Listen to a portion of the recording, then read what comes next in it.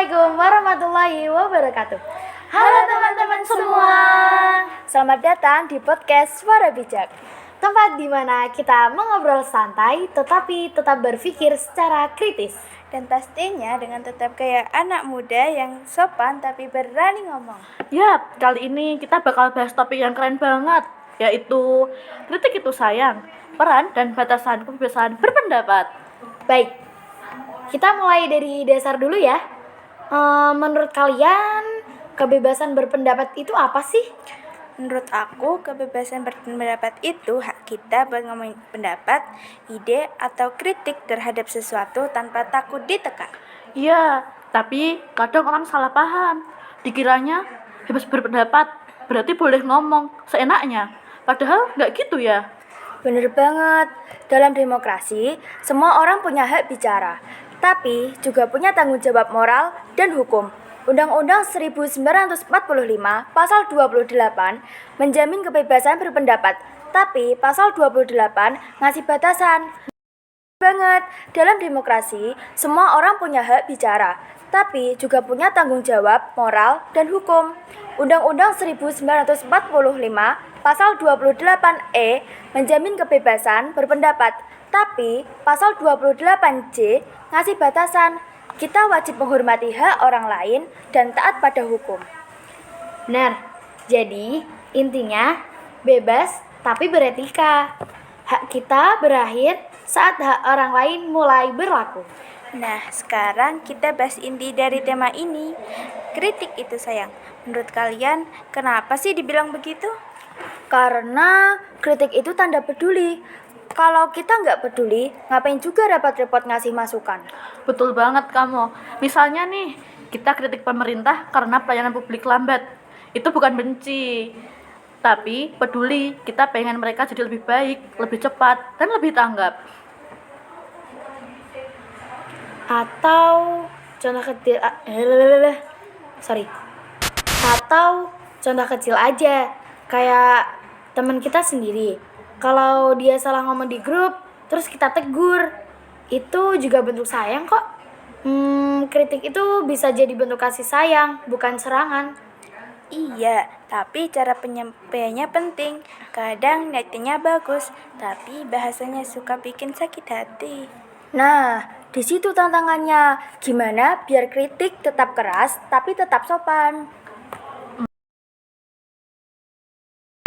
Ngomongin soal batasan ya, kadang orang bilang, kan ini negara demokrasi, bebas dong ngomong apa aja.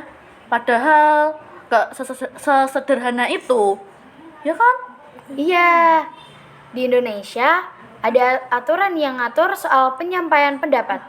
Kita tidak boleh menyebar fitnah, melakukan ujaran kebencian, menghina atau mencemarkan nama baik, atau menyebarkan hoaks. Apalagi di era media sosial kayak sekarang.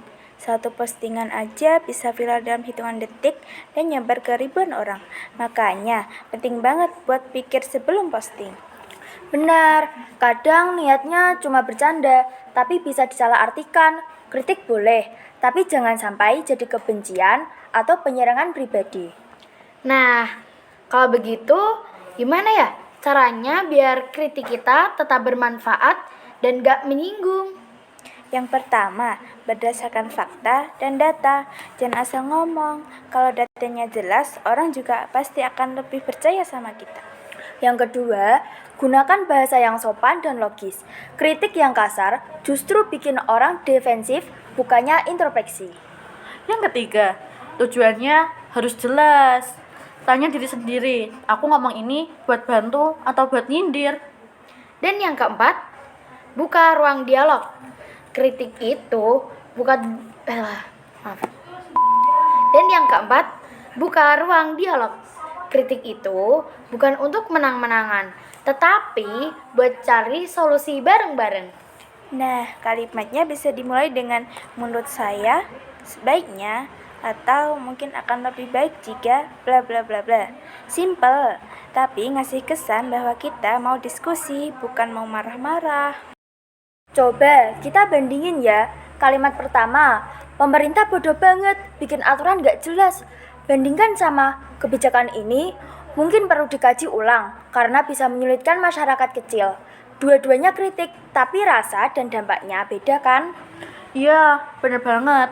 Yang pertama, nyakitin gitu. Yang kedua, nyadarin. Kritik yang baik itu kayak air.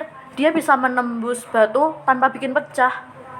Nah, keren tuh perumpamaannya. Jadi intinya, kalau kita menyampaikan kritik itu dengan kasih, orang lain juga bakal lebih terbuka menerimanya. Jadi kesimpulannya nih teman-teman, kritik itu penting dalam demokrasi, tetapi tetap harus dibingkai dengan etika dan tanggung jawab. Kritik yang disampaikan dengan hati bisa jadi sumber perubahan. Tetapi kalau disampaikan dengan emosi bisa jadi sumber konflik. Yuk, belajar buat menyampaikan pendapat dengan cerdas dan santun. Karena kritik itu sayang, bukan serang. Setuju banget. Gunakan kebebasanmu buat membangun, bukan menjatuhkan. Suara Bijak episode kali ini. Kalau kalian suka, jangan lupa follow dan bagikan ke teman-teman kalian semuanya. Kita pamit dulu ya. Sebelum kita pamit, izinkan kami memperkenalkan diri. Soalnya tadi kan di awal kita belum berkenalan. Sorry ya. Baik, dari aku.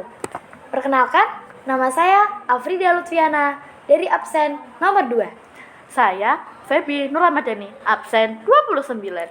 Saya Medina Farah dari absen 20.